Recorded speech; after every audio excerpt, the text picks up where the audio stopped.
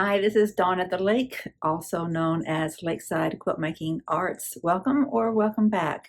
I am in the middle of a journey and a half where I'm trying to learn all there is about the art of quilt making. It is quite a lot out there, so it's hard to know where to put your focus when you want to learn it all right now. That's me. I want to know everything right now. I want to hurry up and learn it all so I have all the experience and then I can just play with that experience and get, real creative using those techniques and, all that wisdom that I'm going to learn once I learn all this stuff. So what do we do? Do we do this? Do we do that? Do we do this? It's a hard question every day because I want to do so much. But today I'm going to narrow my focus on this creation back here. This is a little miniature quilt that I've been working on for my 5-year-old granddaughter, and it's hard to tell from this distance, but that there's a unicorn kind of thread sketched in there, and it's my first attempt at doing any thread sketching, and there's 1,000 things I would have done differently, but I'm going to go ahead and finish this off. But I'm not going to just hurry through that process. There's things I want to learn. I watched the quilt show this morning with Ricky Timms explaining how he put a frayed fringe on as part of his binding. Man, it was so cool. I really thought about doing that because it'd be so cool on this to have that texture of a frayed fringe. So if you don't know what I'm talking about, go and watch on the quilt show. You've got to be a it's called a subscriber, but you've got to be a member of the quilt show, and it's just, I think it's $4.95 a month is what I pay, and it is an easy $4.95 to give up, and it's probably cheaper if I do it by the year, but I kind of like to do my subscriptions monthly just so that I don't forget that I'm doing them, even though it costs me more. Totally illogical. I know it is, but I get so much inspiration from their shows. So I love, even if I'm paying more than $50 for a year, it's okay. What am I paying? I'm paying almost $60, almost $10 more because I pay monthly. I have a Miss Ruby who needs to go out. I'll be right back. Hang on. Ruby is young yet, so when she asks to go out or she's kind of pawing for my attention, I want her to go outside as quickly as possible. Back to our unicorn quilt. My original thought was, okay, I like that frayed edge that I saw Ricky do. And then in my video that I put up 3 or 4 days ago about the unicorn quilt, somebody said, hey, you can maybe handle this situation that you have going on here where the side of the quilt is kind of gathered up, kind of camouflage that by putting a ruffle on your quilt. So I looked up a couple of videos about how to do that. How do you put a ruffle on a quilt? And found one, I think the lady was in the UK. I can't remember where she was, but it was very helpful. And then I found another one that was a pleated ruffle. I thought, okay, so there's so many options. What do I do? And I thought, well, the first thing I do is I pick out what my background fabric is going to be, what my ruffle is going to be, and do I want to incorporate a frayed edge? You've got your quilt and then you'd have a frayed edge and then you'd have a ruffle. That would be super awesome.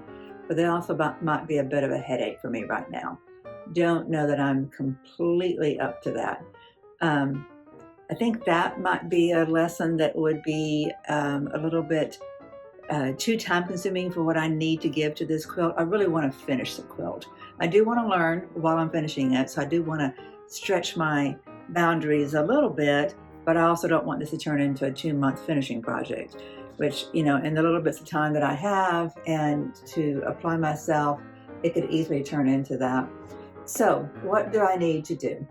I need to think about what I'm going to put on the back. So originally I got out one fabric that I had to dig for it. I mean, like it was on the bottom of my pile, and I got all these plastic boxes that I had to move in order to get to it, and it didn't work. It was just too floral, I don't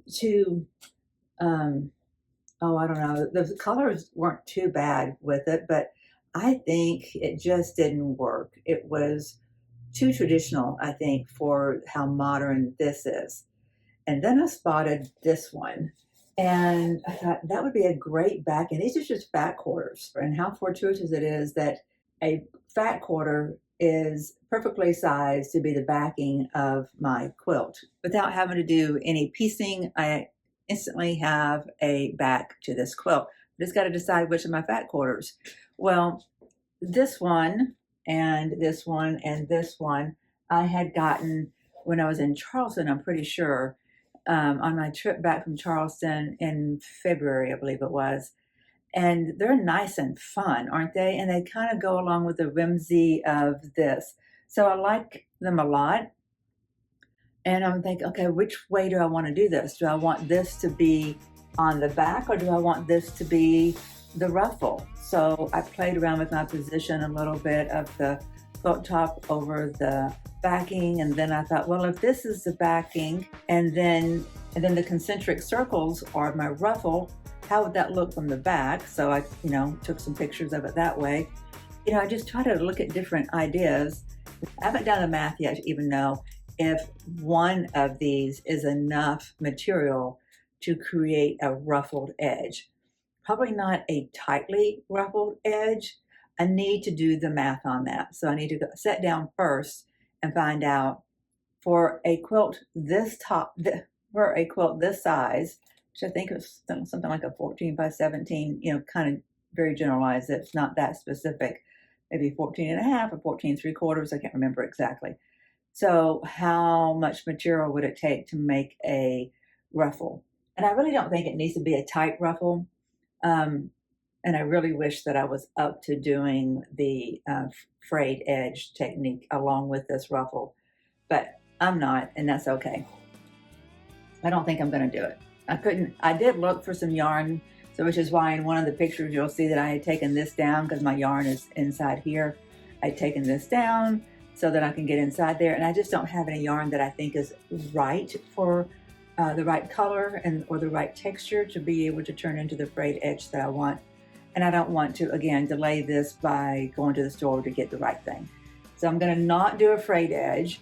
And, I'm really thinking that I just love this as the back, but I love the texture of this. This has kind of a slicker feel to it. I don't know what happens in the production of fabric to make one feel more slick than the other one, where this feels, it's not sandpaper, but it's rougher, your hand doesn't glide on it as smoothly as this. It's got more of a sheen to it. I thought that would be nice as the back. For this fabric to be used in mass on the back would kind of be more friendly to a quilt than it just being used as a ruffle. Okay, you could say the same thing about the ruffle being made out of that if you wanted to, but I really like how this really fun floral one that looks like it just popped out of the 70s looks trimmed around the quilt top. That would be really cool. Okay, so why don't we do that? Why don't we do the concentric circles as our back, and then we do our ruffles out of this really whimsical floral. Okay, so we've got two decisions to make. How wide do we want our ruffle to be? Do we want a big fat ruffle around this? That could be kind of cute. Or it could be a really small little ruffle. I haven't decided on that at all. I'm thinking something not too small and not too big, but sizable. We want it to kind of have a presence. We want to see that design. And what is our last question? Or I guess maybe it should be our first question. How much fabric do we need? I'm going to sit down and do a little bit of research and try to figure out how much that is. So I'm going to leave you here and then pop back into the next clip and tell you what I've learned. And then we're going to take it from there. I at least want to start putting the front to the back today and start quilting on that. And I don't know if I'm going to do much machine quilting. Okay, I think I'm going to do some machine quilting, but I'm also going to do some slow stitch hand stitching, kind of a Kantha embroidery style stitching. So we'll see. One step at a time, moving the needle here. First thing I got to do is go sit down, look on my iPad, watch some videos about how to do the math here, the ruffle math.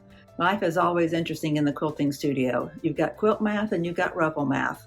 And I think the ruffle math might be more complex than the quilt math. I'll let you know. Hang on. The formula is, let's say you're working with a 20-inch pillow. And this is from Workroom Tech. This is a website that I found, and they have a formula. If you have a 20-inch pillow, right? So you're working with 80 inches of your perimeter. Well, if you want a fullness of your ruffle, that's 2.5 times that, then you multiply by 2.5. And then that tells you the length of material that you're going to need to go all the way around your pillow 2.5 times. Okay, that's good. Then, okay, you got to cut that from a piece of fabric. So how many times will that go into your piece of fabric? That piece of fabric is a fat quarter, so it's only 20 inches long. So how many 20-inch long strips can I get out of a fat quarter that's only 18 inches wide? So we're going to do that math. Let's go take a look at it. Okay, why don't we start by marking out 4 inches. That's 4 inches right there. Okay, now if this, which it is, this is from here to here, is 8 inches. I've measured it. This is just a leftover scrap that I had from doing the log cabins for the Pick A Petal. Okay, so how do I want to do this? Okay, I could put a basting thread in this really quickly, and I might end up still having to do that, but right now I'm just gonna kind of cheat it because I just want a vague idea for how tight my ruffle has to be to get 8 inches of cloth inside a 4-inch space. I can already tell this is too tight of a ruffle. It would not be this tight because look at how much is left and I've got all this space to go. So that's good, actually, because I think this is too tight. I don't want it that tight. So let me experiment with that a little bit differently. Again, I'm just eyeballing it. It's looking like it's about right. Not exactly, of course. It would be a little bit tighter than this, and I think that's fine, right? Because I'm not completely inside my 4-inch. This one is starting a little bit before the mark too. So it would be a looser ruffle, which I think is great. So I'm going to do my math off of just a fullness that's twice the length, not 2.5 times the length. I think I'd be comfortable with that. Okay, clearly we want to get as many strips as possible out of our fat quarter so that our width of our strips can be as big as possible. So how do we do this math?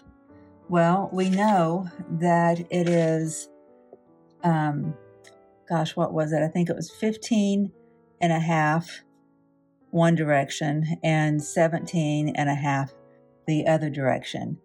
And when you add that together and then do it times 2, right? Because this is one side, but there's 2 of these, so that's 31. And there's 2 of these, so that's 35 inches. So altogether, 66 inches of fabric is what it would take to go all the way around. That's the dimensions of our miniature quilt right there, 66. All right, but if we want our fullness to be double that, then we're talking about 132 inches. Okay, that's how much we need for double fullness. Double fullness. Okay, 132 inches. Our fat quarter is 20 inches this way and 18 inches this way. And I need to make sure that it is actually, these are their standard dimensions. I need to make sure it is the standard dimensions before I start cutting on it. Anyway, so how many times can we divide 132 into 20 inches? Okay, so we want to say 132 divided by 20. What is that math? It is I've already done it, and I can tell you it is 6.6 strips. So we've got 132 divided by 20. All right. So we need 6 strips to get 132.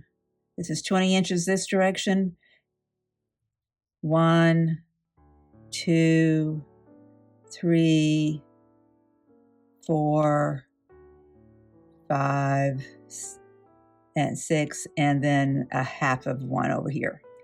Okay, so that's how many different strips. Okay, what is the width of those strips? If this is 18 inches, so we want to say we've got 18 inches divided by 6.6. That is 2.73 inches wide.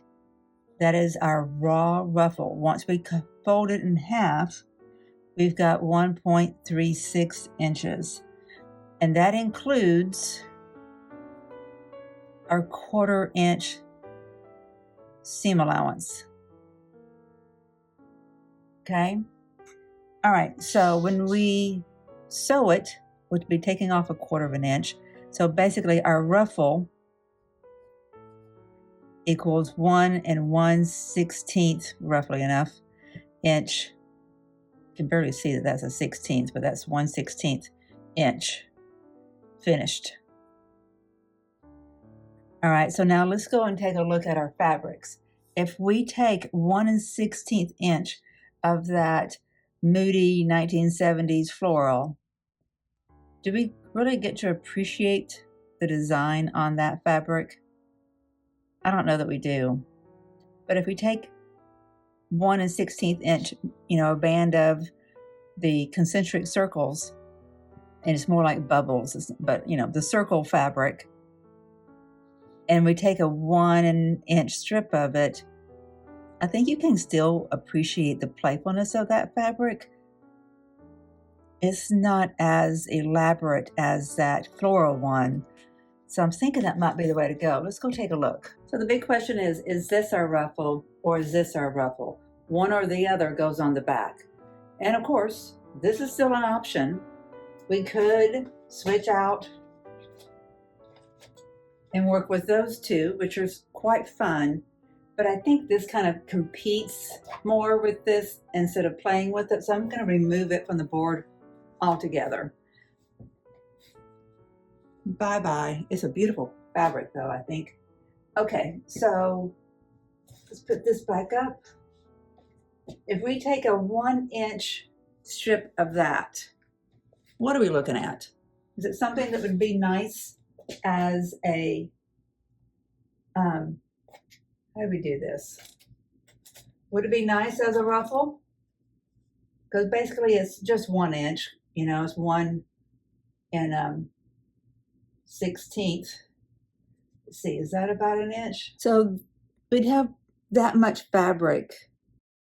That's right at 1 inch that you see folded over right there.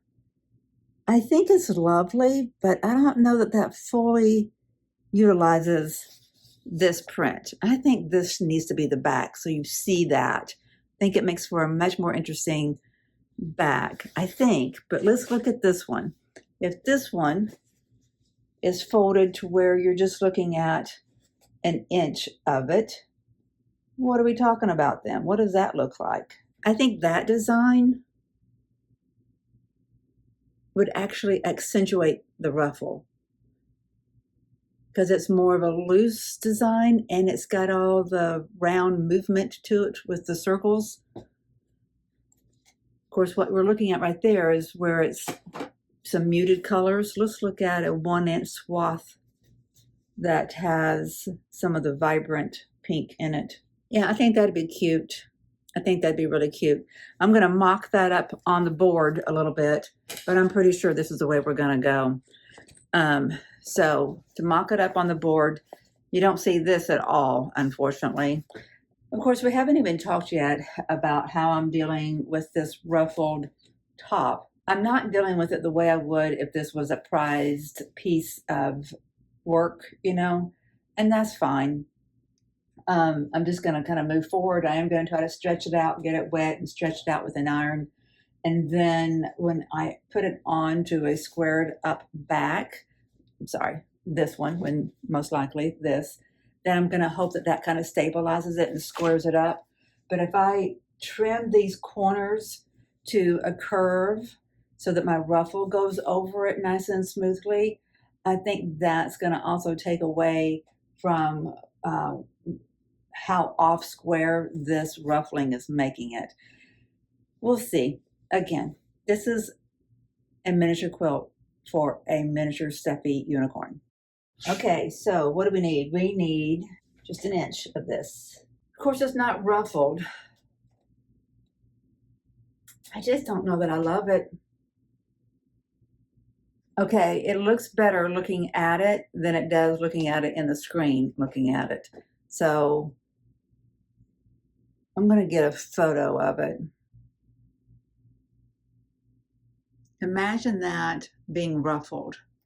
That could be cute, I think. I'm going to do the same thing on the other side with this. Just have an inch of it sticking out. I do like how I did the other side, you know, doubling it up so it has some fluff to it, some substance to it. Just helps to kind of emulate the fullness that you'll have when you ruffle it. Okay, which one do we like? Oh my gosh. I really think I like this. Which one would you do?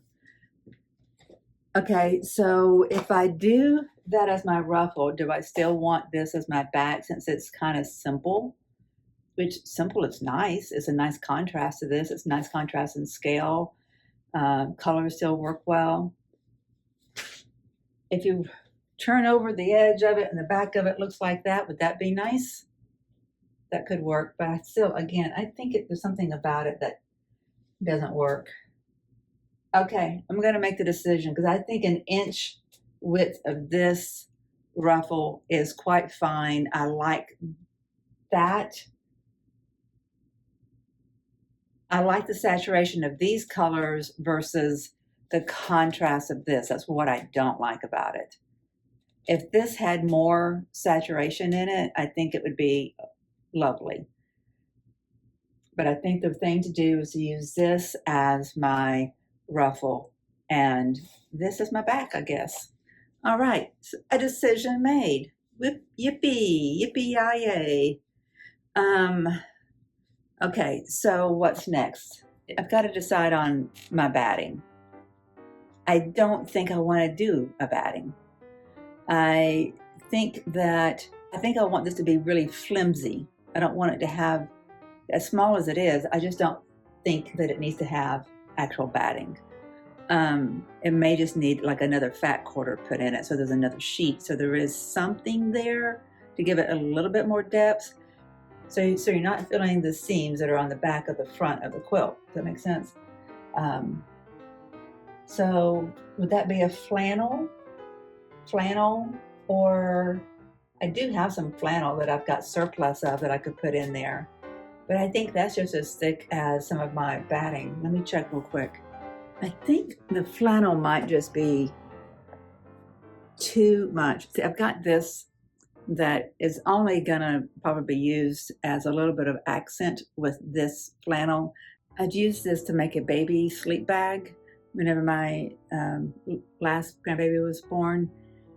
And I love the combination, but this also kind of looks like what we might find in the baby's diaper as far as the color goes. So I'd be okay giving up a big section of it as my batting. That's not bad because that is definitely thinner than my batting. I might use this as my batting. Now, something else that I had decided to do when I made my unicorn, I decided that I was going to cut this flannel away up to the stitching so that there's a little bit of extra fluff where the horse is, the unicorn. I keep on calling the thing a horse. But if I do that, I kind of like that right there. Doesn't that look good? I think it shows up even better than it does on here. But you feel it here. There's so much texture. It's nice. It's good. And of course, we got the shiny unicorn horn right here. Anyway, so I think what I'm going to do is I'm going to clip away all of that, and then I'm going to layer it up with a piece of this as my batting, and put this as my backing. Ooh. Are you going to be able to see that flannel color through that backing? Let's think about that first on. Because I just noticed one of my ironing sheets that I have, which is just cotton. I could use that as my batting, and it would be okay underneath this. So it's just a cloth diaper. That would be nice as batting, wouldn't it? This is what I use on the pressing as a pressing cloth, and I use it when I clean my iron, so it's got these spots on it. I think I've got more of these. I think this would be the way to go. Use this as my batting. That's a lovely idea. I like using this for a batting because it's 100% cotton. And it would just keep the quilt so very pliable, right? The drape on the quilt would just be lovely then. Okay, so this is going back. I'm going to go find another one of these because I've got one around here somewhere. I think I've spotted it already. And I'm going to make my batting out of it. And yes, I'm on a plan. I've got a plan. Just wait for the next clip. It's going to come together, I promise. Okay, I'm not really sure how I'm going to go about this, and I don't really know that it's going to make any difference. But I'm going to give it a go. Maybe I should get this out of the way first. Why don't I do that? Let me trim away my excess flannel. I'm telling you guys, all the stitching in contrast to the fabrics is just really cool. Okay, gotta make sure that I don't cut my quilt. So I'm gonna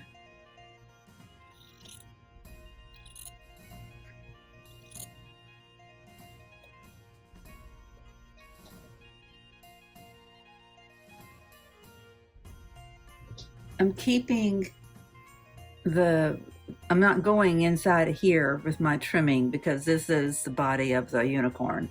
So there should be some bulk there. Not like there's a lot of bulk, right? It's just the thickness of flannel, but I think it'll make a little bit of difference. It'll just have a little bit of a texture difference.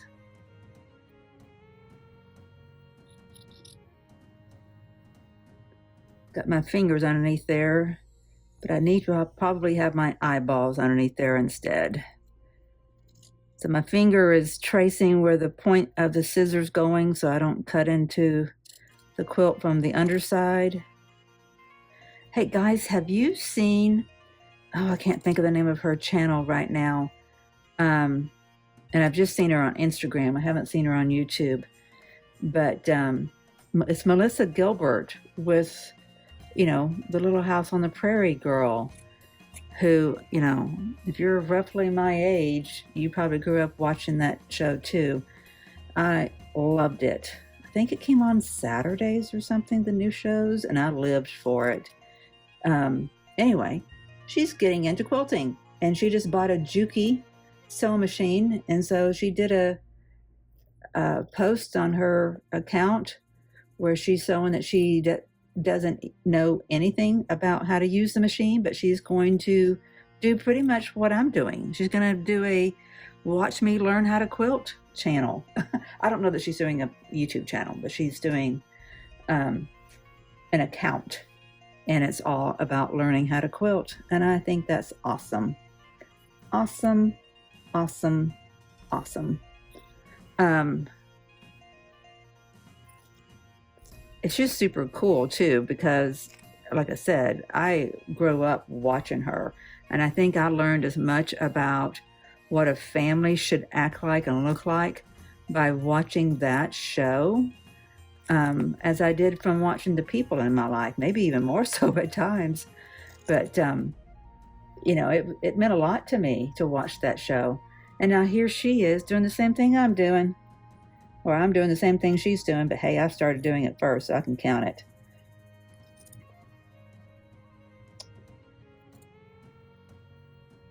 Okay, it's getting kind of tricky, so I'm definitely leading with my finger so that the blade is running on top of my finger and not catching any fabric underneath it.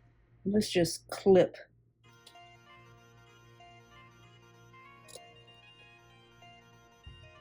There we go. Now we can get a little bit of a... Man, wouldn't it really be a bummer if I clipped a hole in the front of my quilt? That might ruin my day.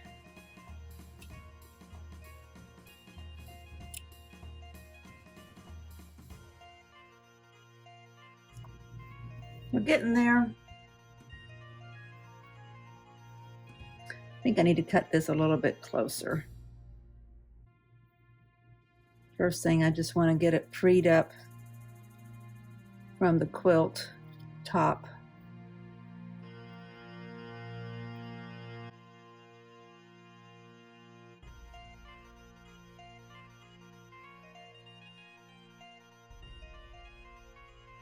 Okay, I wonder if I can feel the difference. Oh yeah, it's definitely, you can feel that it's thicker here. So once you put another layer of batting and then the backing on, it'll definitely pop. Oh my gosh, I wish I could stretch that.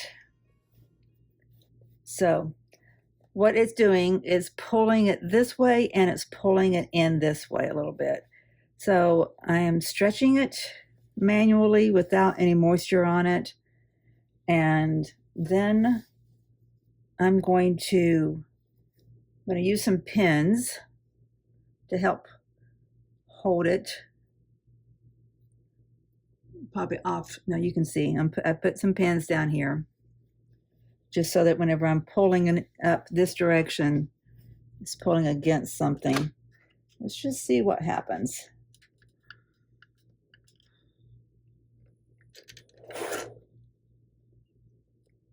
Okay. Got to get some things out of the way. Don't want to melt the handle of my scissors.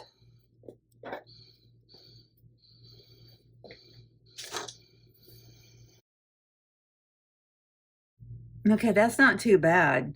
That straightened it out a whole lot. And once you add a ruffle on there, it's really going to help to camouflage that wave. But I mean, it's just going to be a wave.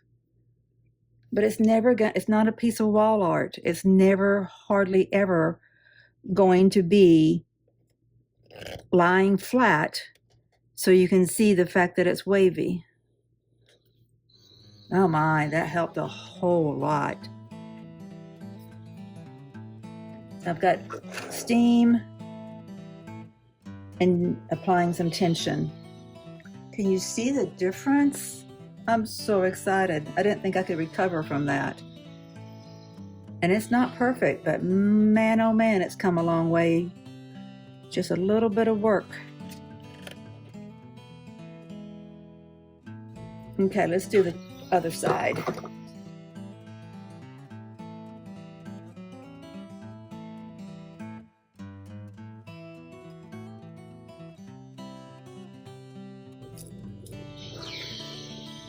I didn't expect it to have more of an indentation here than it did down here. I guess it's because there's just so much threading in here. I don't have anything to pull that tension against. Let me put some pins in. Oop, that direction. That direction. Okay.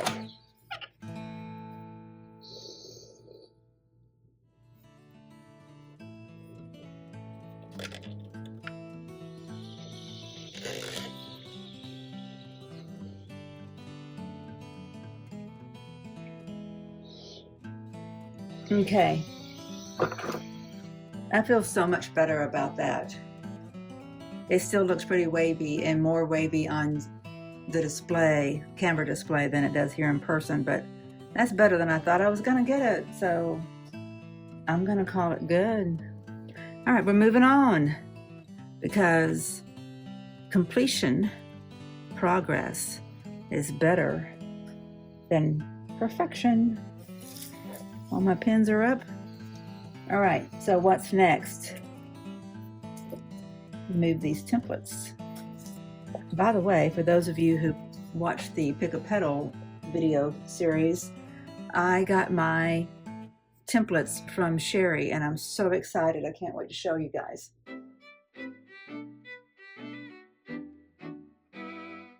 I think this cloth diaper is the most fantastic weight of, look, it's basically a fat quarter. It's the most fantastic weight of batting. So excited about that. Let's press it.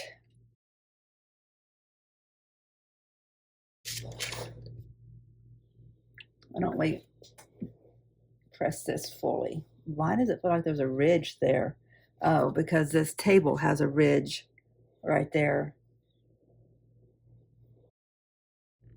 I need to build a top to this table that is absolutely flat.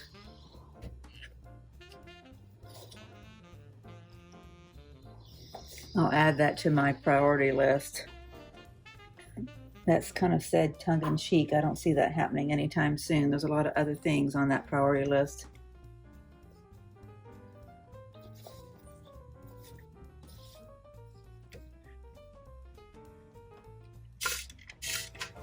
Oop. Iron's got to get hot. Let's see how long it takes for it to get hot. Oop. It's instantly hot. Wow, look at that.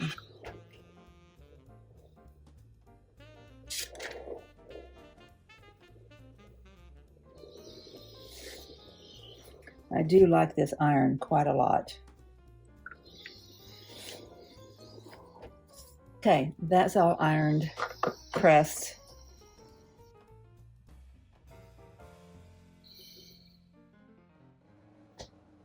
Some creases in our batting, aka cloth diaper.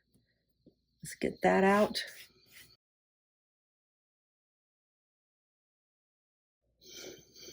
Okay.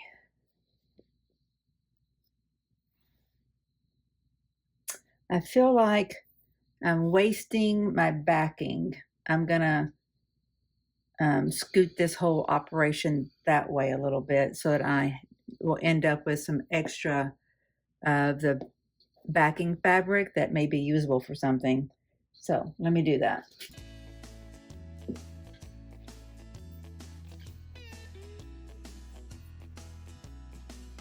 I don't need to use the very center of it. I just need to use the edge, right? Oh yeah, we got plenty of overlap. Now see how much more of this we're going to be left with? We can actually use that for something. Okay, I feel like I need to, oh, I love how the nose kind of fluffs up, but we're going to quilt it. Not quite sure how yet, but I feel like I need to do like some basting stitches on this. Or do I want to use glue? I do have some glue. Okay, I do have this quilt basting spray and it says it won't gum needles. I've used it one other time and it didn't really seem to gum my needle. I'm in an enclosed area. It's hot outside. I wonder if I'm just doing a squirt or two, if I really need to worry about it. Work on protected surface, shake can, spray 12 inches away from batting.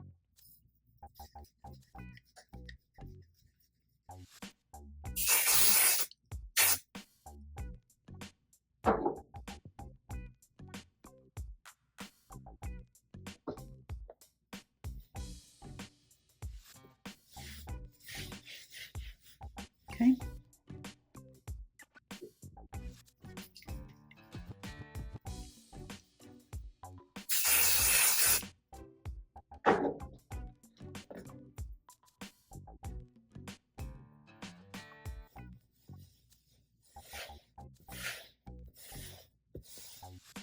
That's a start.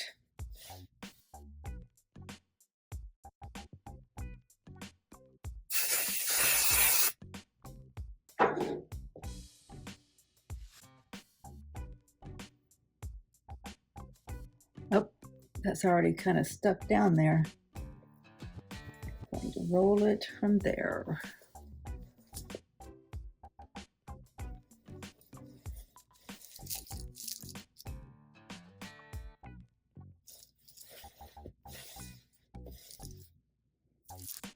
Okay.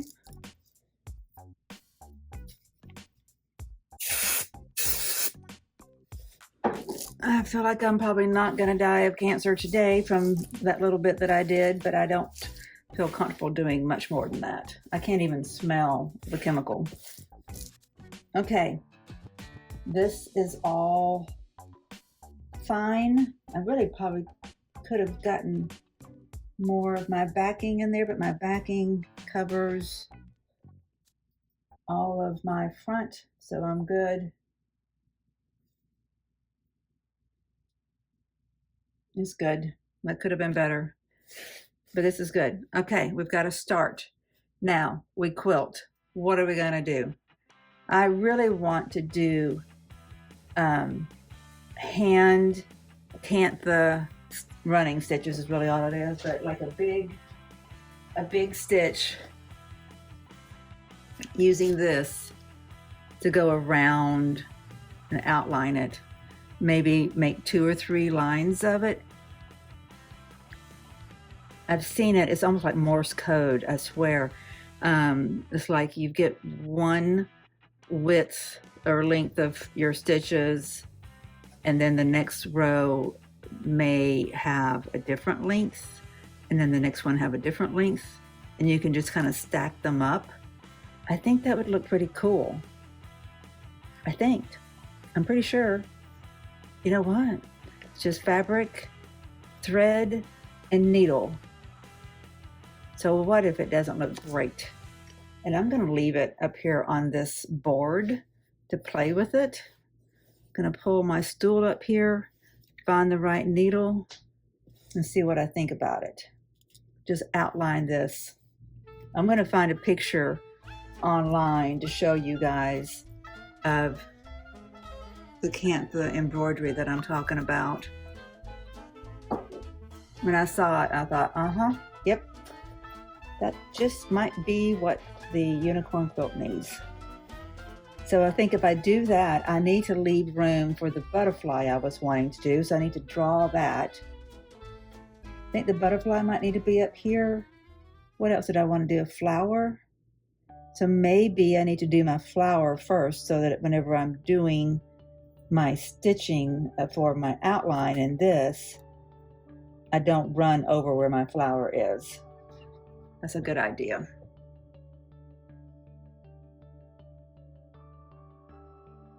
Okay, I'm just going to freehand my flower. I think it's going to have a stem that comes up to here, and then it's going to be like that with a little circle in the middle and a couple of leaves. So why don't I do my stem first?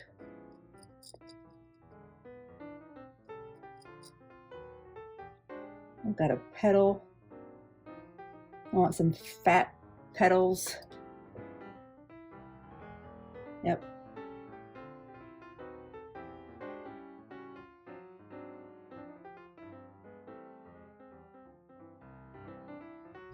Okay.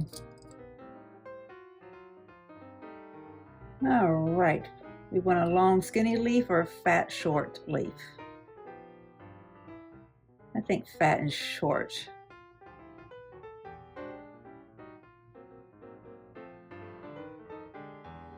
Yeah.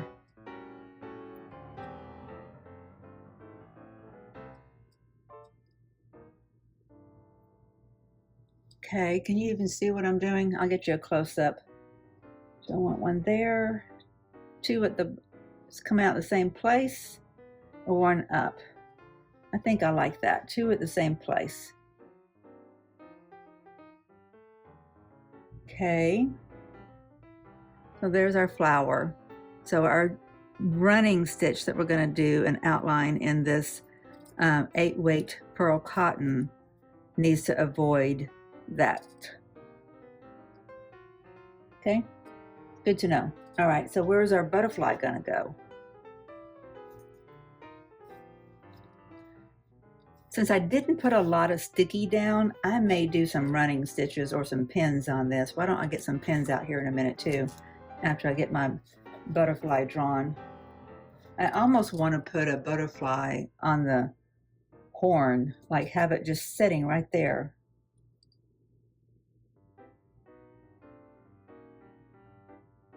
I think I need to look at a butterfly to make sure I know what I'm doing. I think I need to look at a butterfly profile because I think that's what I need, is a butterfly sitting on a horn. Let me do that after I get my pins in this thing. These are pins I bought way back in another lifetime ago. They had the little protector things so that you can open and close them a lot. I like that a lot. I got another set though that try to put too much fabric in that. Okay, lesson learned, let's put less. Why is it, there we go. And I've got another kind, let me look. I think these and then some that look like diaper pins are the ones I originally had. I think these were curved. They're not really curved. They are longer. Let me see which one I like best. Oh, they're not very pokey. That one is very dull. Wonder if it's been used for something. No, they're not sharp at all. I don't want to tear up the fabric. While I'm handling this quilt to do the Kantha quilting, I don't want it getting all disheveled, you know. These are quite nice. This is nice. I don't remember if they came with these on there or if I put them on there. And I'm also wondering if I'm lying to you. Like maybe I bought these in anticipation of needing them when I was first getting back into quilting. Because I remember that it hurt my fingers to put the safety pins in. So if this was not around back in the 80s, we know that I was lying to you. My memory was just playing tricks on me. That one doesn't have anything on it. So I guess that answers one of the questions. The thickness of this part of the quilt feels cool, feels like a quilt. It's got some substance to it. That's awesome. I'm excited that we're getting this thing moved off of the UFO list. I really needed to have a project finished before I went back to the Pick A Petal after all the distractions I've had. I didn't need to feel like I was in quicksand, you know, like I was never going to make progress. Sometimes we jump ship on our projects. Gosh, these pins are not sharp. Anyway, my point is sometimes we jump ship because we need to fuel our creativity and our, oh my gosh, why is that not going back inside there? Huh, it only goes in there from one direction. That's crazy.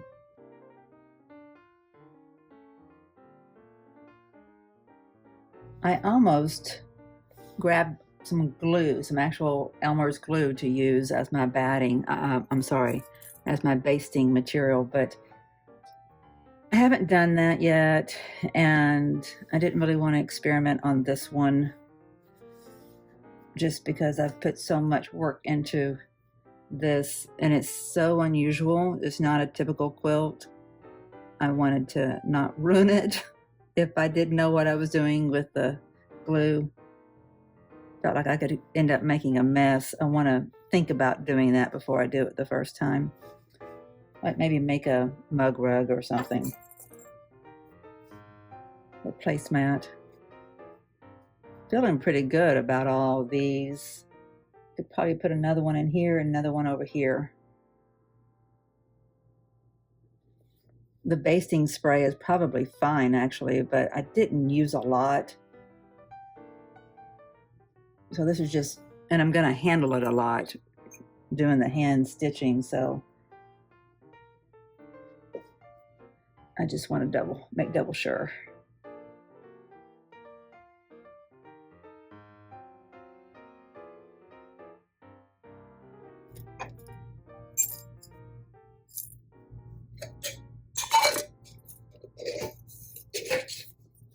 Okay, this whole operation could come to a screeching halt.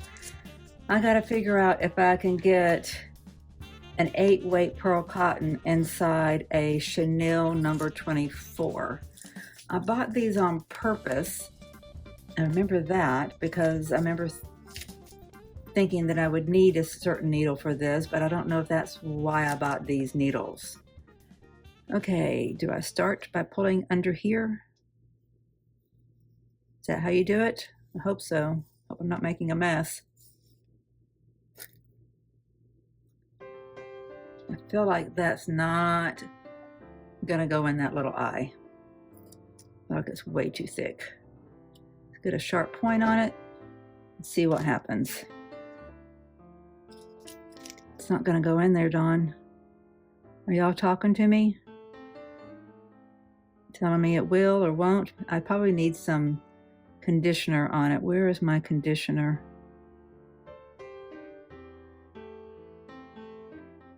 Oh, it's going through. Yay, would you look at that? Hallelujah. I had very little faith, didn't I? Okay, let's get this out of the way. Okay, about 18 inches is what I think they recommend you using at a time. Oh, I forgot. Didn't really forget, but I temporarily did. I've got to draw a butterfly. Let me go look up some butterfly profile pictures. First question we need to ask is, where would you put it? Thinking about doing two, putting one up here and then one that goes over, you can't see it, and then one that goes in this area that goes over the border. You know, it's use profile, so it's already sitting there on the horn. But I don't know that I want one on its horn, but maybe we put one in its feathers, like put one in here. Oh, I like that idea. And one out here. I think you would need 3 then. One here, and one up here. Why don't we just start drawing some and see what we come up with? So one here, and one here. I wonder if I should look up a butterfly embroidery pattern. What does that look like? Oh, those are too realistic. Let's go to images. Where did images go? Images. Oh, that's kind of cool.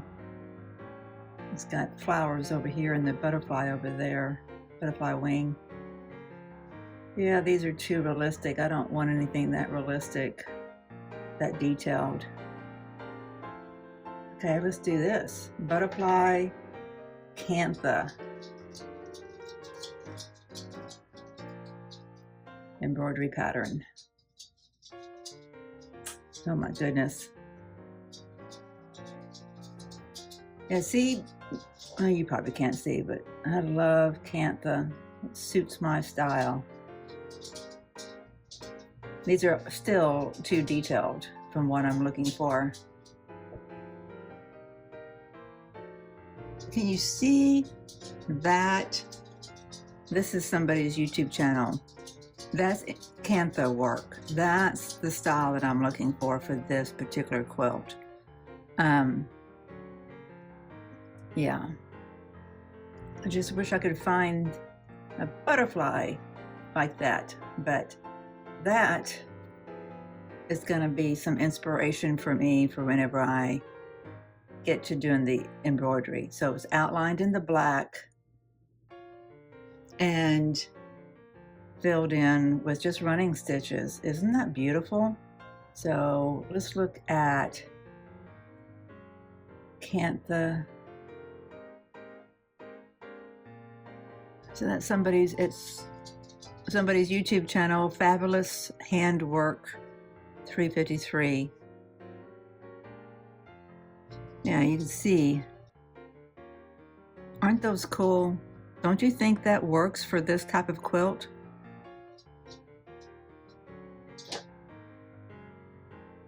That's a little too fancy. These real simple designs. It's kind of what I'm thinking. So as far as sketching out my butterfly, I like this kind of thing where it's just an outline.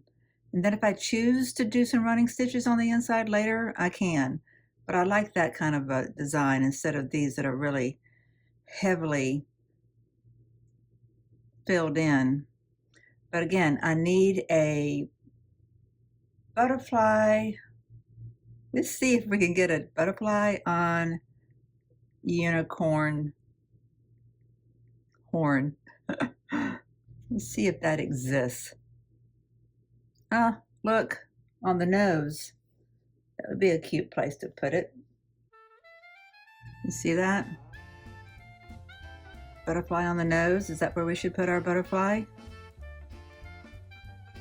This is kind of cute. They've got them just circling around the unicorn there. I've seen them where they've got them in the hair. Got flowers and stuff. Oh, that's what I could do, is put flowers and butterflies over in here. Oh my goodness. I gotta think about that a little bit. Need to see a drawing. Here's one.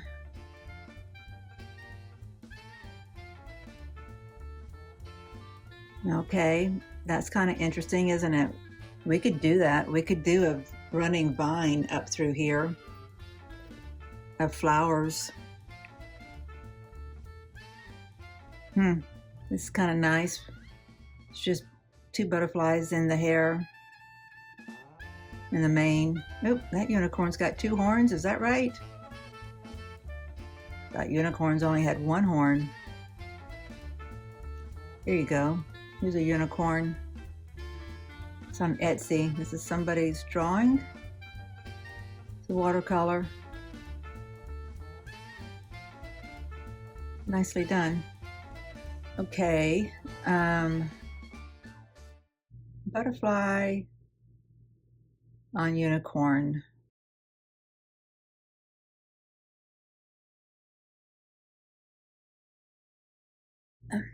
Now that I'm thinking about it, now that I've re-seen some Kantha running stitches, I don't think that I want to put it on the outside. I don't think I want to echo quilt with this. That was my original thought. I could on the inside because I've got more of a defined line, but out here I've got the hair coming and I think it'd be awkward. I could go in and out, you know, of the hair with this, but I think no. Maybe I just stick with doing my flower and then maybe a vine that's got some flowers and butterflies on it going up through here, and doing all that with the pearl cotton. and not outline the horse. Oh, goodness, the unicorn. Okay, so what do? I was really looking forward to how this would give some contrast if it's laying out here. So why don't we just do that for a second? Why don't we lay this thread out kind of in an arc and see how weird it looks since it's not going all the way up to all the hairs. Okay, I think I kind of like it again, but I'm questioning it enough that, oh, that looks good.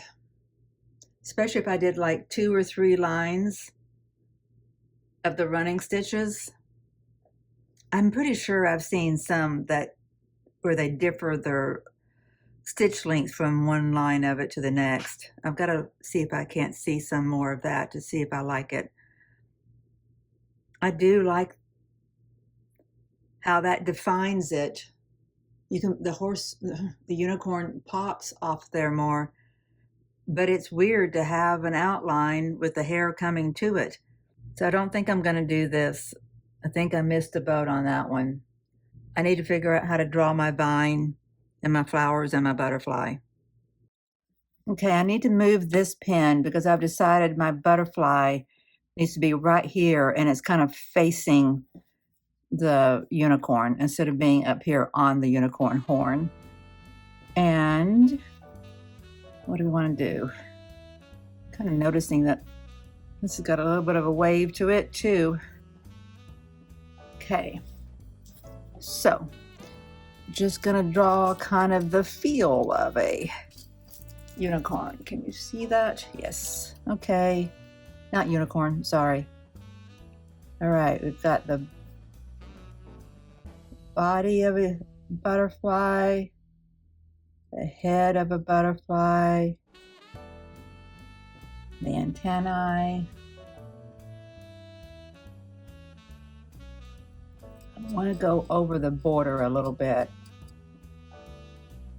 This wing is a little bit of a split wing.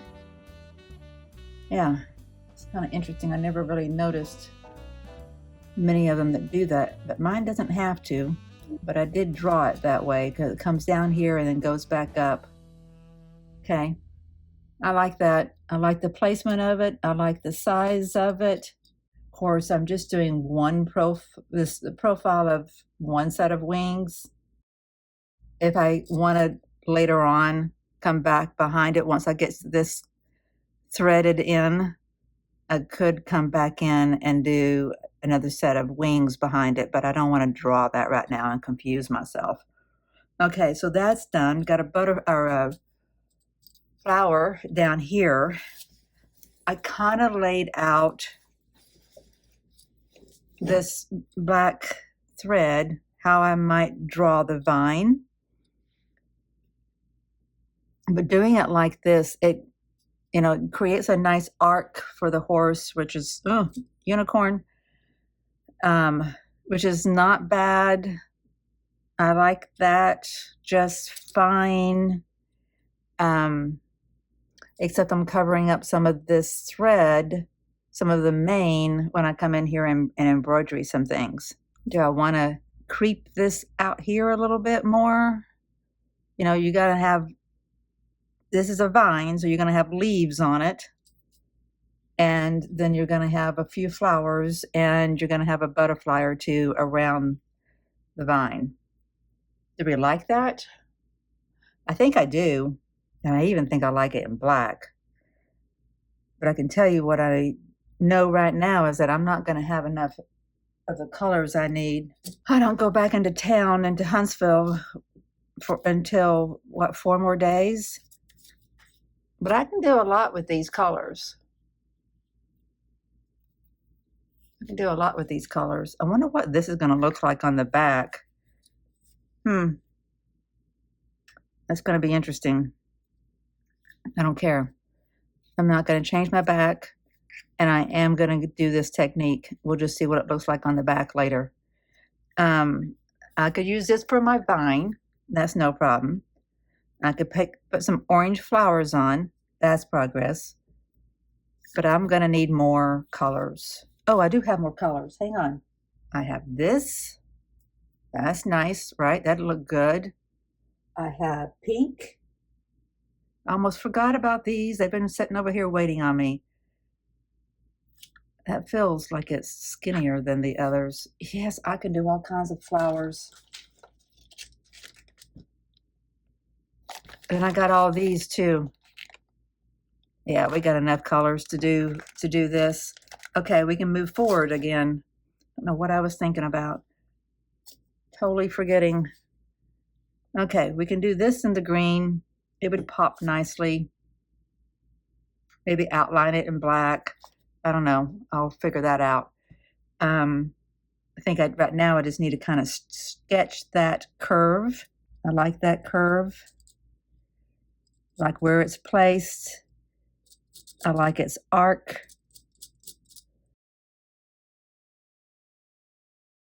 So I need to look at some more pictures. How do they stop this vine? Does it just go on up? Like, should it go this way and go out of frame? I'll show you. Like, should it go curve like that so it doesn't like keep on going, so it doesn't just stop, so it goes off? I think I like that idea. Now that I've got that sketched, let me think about that. I think I like that. Yeah, I think I like that. This will curve back out of the frame, and if you're able to see from there, this is not laid down all the way. I wasn't sure what to do there, but I think if another butterfly goes in here and its wing locks that in place, that would be good. This is just some of that artificial flower petal. Yeah, I like this. The vine just keeps on going out of frame. I think that works. Or it doesn't have to, right? It could just stop here with a flower and a butterfly trying to land on that flower. I'm not going to draw that part. I'm just going to draw up to here. Continue my arc. Yeah, okay. We'll decide once we're actually stitching how far we want that to go. Okay, so if the vine is coming up here, we want to put a flower so that there's a butterfly right here landing on it. Then the flower needs to fill up this space. If this is the space of our flower, then our butterfly can come here and be landing on it, and it would cover up that part. Okay, so we've got this area to work on for our flower. I think this flower needs to have like big petals. I don't know what kind that is, what kind that would be, but that's the center of our flower.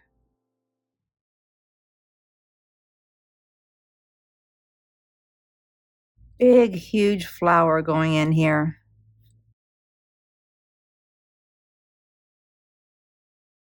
Right now it looks like this blossom is underneath the hair, but it won't be eventually. Okay, so if that's where my blossom is, then my butterfly needs to come all the way over to there. Okay, so I'm gonna have wings that come all the way out to here, right? It's hard to draw this over the threads. Yeah, I think that's fine. Okay, so I've got two butterflies, a flower, a vine, and probably need, and we're gonna have leaves along the way here. Wonder if I need these to be, you can't see what I'm doing. Let me move this up. I think maybe these need to not just be your perfect little round. Oh gosh, let me think about how. Okay. Do they all have to be matching? I don't know, because vines are all twisted up, right? You get a lot of different kinds. You might have a little bud of a flower too, right? I like that idea. Let's do a little bud. Get like a little star, actual bud blossom. Okay, that's good. I like that. Need one coming out this way too. Maybe not such a big one. Yeah, I like that. Okay, leaf, bud, flower, 2 butterflies. I think we still need something up here in this corner. Probably another butterfly. Yeah, probably another butterfly. You want this to be a big butterfly or a little butterfly? We want a cute little butterfly, you know, it's taking up about that much space, or one that takes up a lot more space. Got a big blossom right here. Maybe this should be a bumblebee. Oh, what an idea. I think a butterfly is going to be prettier and more whimsical than a bumblebee. I don't know.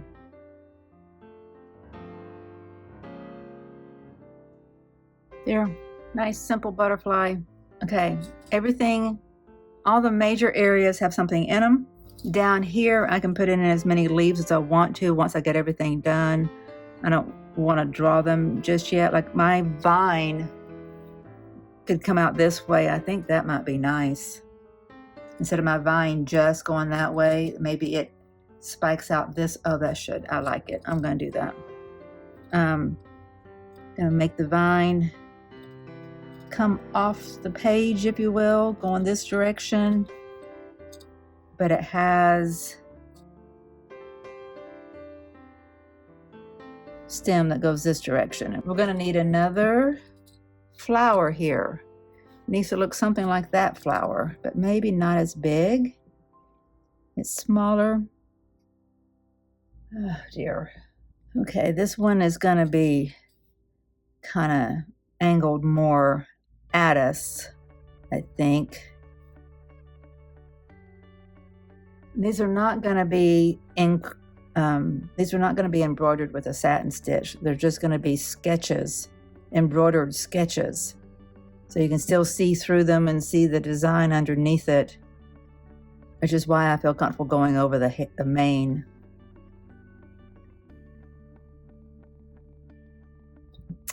Okay, that's a pretty little flower. Flower, butterfly, butterfly. Where's our other butterfly? Didn't we have 3 butterflies? Oh yeah, one here. 3 butterflies, 2 big flowers, 2 leaves and a bud. Oh, and this flower over here. I'm happy.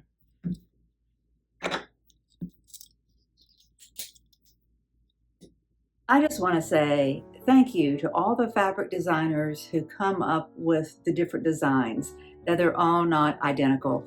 I mean, whoever did this, I don't know, because, well, maybe it says. No, there's nothing on the selvage. And of course I bought it as a fat quarter. It was already, pre-wrapped and everything. But this is the perfect fabric for that little quilt over there. Who would have thunk it, right? Somebody just had the whimsical idea of doing these moody 70s flowers, this motif that just works for the 70s, if you ask me. And it works for my miniature quilt. This is making the difference. This is making the difference.